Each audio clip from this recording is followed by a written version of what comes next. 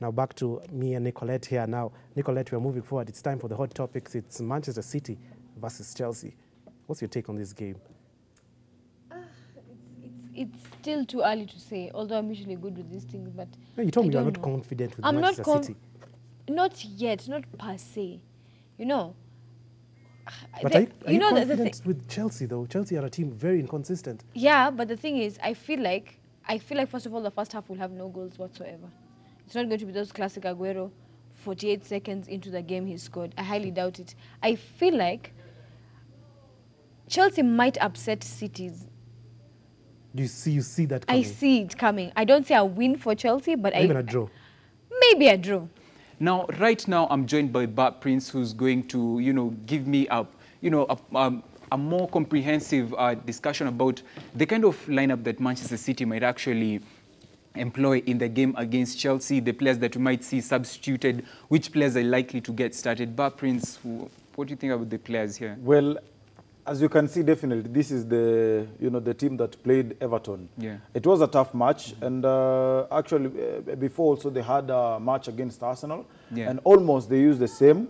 Yeah. But, there's some other, players who are not featured, like De Bruyne, who is now back. And he was, De Bruyne is back into training, and has he been named in the starting lineup? Yeah, we are not yet to receive the starting lineup, but definitely he'll be featured because of the weight of this match. Okay, of course, De Bruyne was replaced by Gundogan. Yeah. Gundogan. In the midfield, De Bruyne plays here, definitely. So if Gundogan played against Everton, definitely, because they are playing Chelsea, and the way that their midfield, should have, definitely De Bruyne should be here. Of course. Okay, so Gundogan will be rested at least, and then we'll see De Bruyne coming in, and automatically playing with Fernandinho in the holding midfield. It is an amazing, he's an amazing guy, and automatically David Silva. But also another player that is back into training is Raheem Sterling, who hasn't been featuring, and he was replaced by Bernardo Silva. Yeah. So are we set to see Bernardo Silva, Dennis, Bernardo Silva is not that bad guy. Yeah, he is good, and definitely. But if you compare the two, Bernardo Silva and then Sterling, you will start Raheem Sterling. Definitely. Of course, so of course. Well, I think some things might change today because we beat them in the first leg actually. But today, I'm not sure. Anyway, let's talk about these guys, these players. Nicolette, stop laughing, because this is my view, okay? This back four, nowadays, they don't change. We've seen Rudiger, playing in the Christian's place. But definitely now Sarri has changed and is opting to use this Christensen.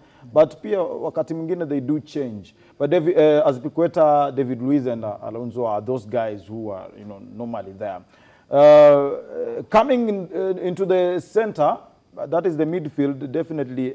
As you can see, Delvin, Kante, Jorginho, and now Barkley in the place of Kovacic. He normally plays there, Kovacic.